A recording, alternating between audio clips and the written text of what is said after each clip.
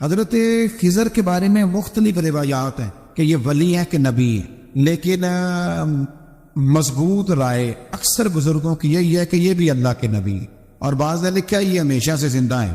یہ دو اللہ کے نبی حضرت الیاس علیہ السلام اور حضرت خضر علیہ السلام یہ دونوں ہر سال حج میں بھی جاتے ہیں، ہر سال حج میں بھی جاتے ہیں، کیونکہ ایک روایت ملتی ہے کہ محبوب کریم علیہ السلام حج پہ گئے تو فرمایا میں الیاس اور خضر کو پہاڑوں سے اترتے ہوئے دیکھ رہا ہوں۔ تو جن کو اللہ نے کھلی آنکھیں دی ہوتی ہیں پھر انہیں زیارت بھی ہوتی ہے، انہیں یہ نظر بھی آتے ہیں۔ حضرت خضر علیہ السلام کو اللہ نے علم لدنی عطا فرمایا۔ یہ علم لدنی اللہ جس کو اپنے پاس سے عطا کر دے اس کو علم لدنی کہتے ہیں۔ حضرت موسیٰ علیہ السلام ایک دن تقریر کرتے ہوئے کسی نے پوچھا کہ آپ سب سے بڑے عالم ہیں، فرمایا الحمدللہ۔ اللہ کریم نے فرمایا نہیں ہے موسیٰ کلیم آپ سے بڑے بڑے بھی ہیں، بڑے بڑے لوگ ہیں۔ ہمارے یہاں مسئلہ ہے پڑھا پڑھی اور لوگ مناظرہ کرنے آتے ہیں، کئی دفعہ لوگ مسئلہ بتاتے ہیں تو میں کہتا ہوں جناب آپ نے بتا دیا کہ اب آپ نے حکم کرنا ہے، اب آپ نے حکم کرنا ہے۔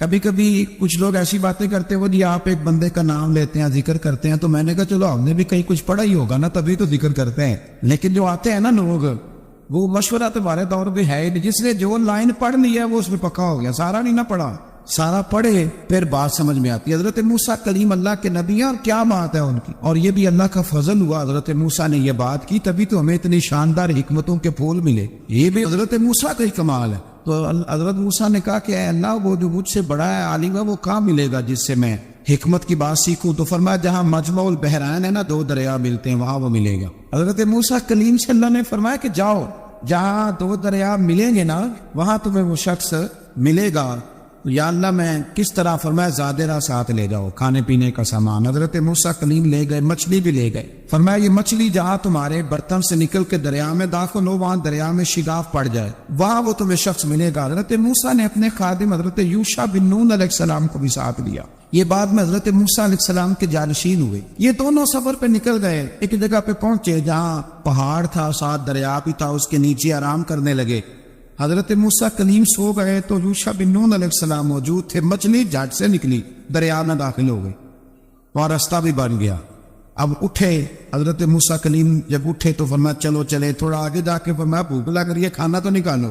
انہیں یاد آیا، کہنے لگے حضور مچھلی تو دریا میں چلی گئی تھی۔ فرمایا تو نے بتایا نہیں، وہی تو ہماری منزل تھی جہاں مچھلی دریا میں گئی۔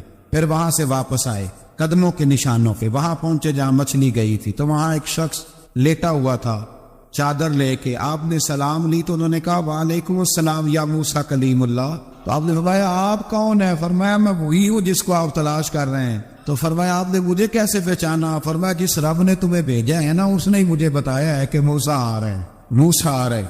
اب حضرت خضر نے جو کچھ فرمایا وہ بڑا شاندار ہے، فرمایا موسیٰ کچھ باتیں ایسی ہیں جن کا آپ کو علم ہے اور مجھے نہیں، اور کچھ ایسی ہیں جن کا مجھے علم ہے اور آپ، اللہ اکبر، یہ کبھی ہماری سمجھ میں بات آ جائے، یہ کبھی سمجھ میں آ جائے، کچھ باتیں ایسی ہیں جس کا مجھے علم ہے اور یہ بڑے بڑے سیانے بندے نہیں مانتے، بڑے بڑے میں عالم ہوں جی، تو آپ عالم ہیں میاں ایک شعبے کے، لیکن بہت سارے دنیا میں شعبے ہیں نا، دین کے عالم کا درجہ سب سے بڑا ہے، لیکن قانونی مشاورت کرنی ہے تو آپ وکیل سے کریں گے، گاڑی کے بارے میں پوچھنا ہے تو کسی مکینک سے پوچھیں، لیکن آپ بن کے نہ بیٹھ جائیں فرمایا جس کا آپ کو علم ہے مجھے نہیں، اور جس کا مجھے علم ہے ویسے آپ کو نہیں۔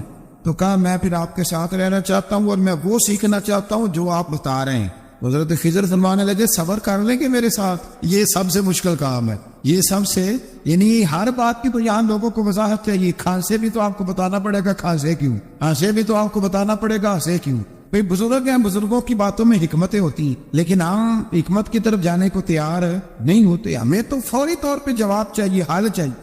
حضرت موسیٰ علیہ السلام جناب خضر کے ساتھ چلے، فرمایا صبر کروں گا میں چلتا ہوں آپ کے ساتھ۔ دریا کے قریب گئے کشتی میں بیٹھنے کے لیے تو کشتی والوں نے حضرت خضر کو پہچان لیا، بغیر کرائے کے سوار کرایا، اور جب پار اترنے لگے تو حضرت خضر نے کشتی کا ایک تختہ ہی توڑ دیا۔ حضرت موسیٰ کہنے لگے یہ آپ نے کیا کیا؟ انہوں نے نیکی کی، آپ نے تختہ توڑ دیا۔ فرمایا آپ کو کہا تھا نا آپ نے صبر نہیں کرنا، آپ کو کہا تھا نا۔ فرمایا چلو میں صبر کروں گا۔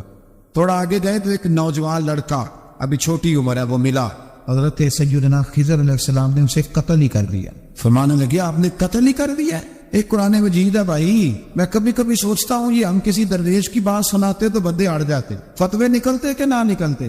میرا خیال ہے ہر مسجد سے نکلتے، اور فتوے ایک ایک جتنے مسجد میں نمازی ہوتے سب کے ہاتھوں میں فتوے ہوتے۔ قتل کر دیا، قتل ہی ہو گیا بندہ. تو حضرت سیدنا موسیٰ علیہ السلام فرمانے لگے آپ نے قتل ہی کر دیا. فرمایا میں نے کہا تھا نا آپ نے صبر نہیں کرنا. آپ فرمانے لگے چلو اگر اب میں بولا نا تو بے شک آپ مجھے علیحدہ کر دیجیے. حضرت موسیٰ کلیم اب بولا تو علیحدہ کر دے. ایک بستی میں داخل ہوئے, بستی کے لوگوں سے پانی مانگا تو انہوں نے پانی بھی نہ دیا, آرام کرنے کو جگہ بھی نہ دی, پر وہاں ایک دیوار گر رہی تھی. حضرت خضر علیہ السلام نے سیدھی کرنی شروع کر دی, ساری دیوار بنائی. تو حضرت موسیٰ کہنے لگے کن لوگوں کی خدمت کر رہے ہو جنہوں نے پانی بھی نہیں دیا, جنہوں نے پانی تک نہیں پوچھا. فرمانے لگے بس بھیا آپ نے وعدہ کیا تھا کہ آپ بولیں گے تو بے شک علیحدہ کر دیں.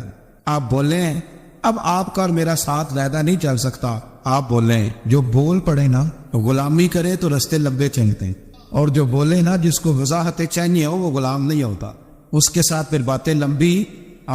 تو آنکھ بند کر کے چل. آزم جاتے لائیے ہی نہ تجھے لائیے تھے, آپ پھر آنکھ بند کر کے پیچھے چل کے بات ختم ہو گئی.